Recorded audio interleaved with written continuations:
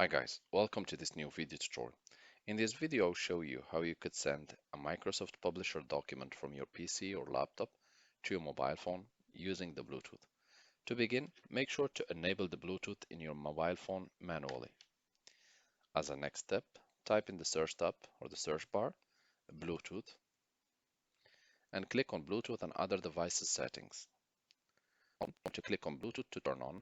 You will see it here off, so click on it to be on, and click on Add Bluetooth or other devices.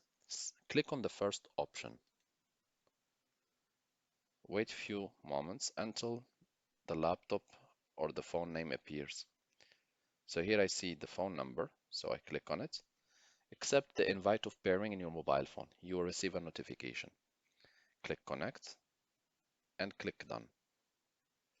Open the file where there is the publisher document.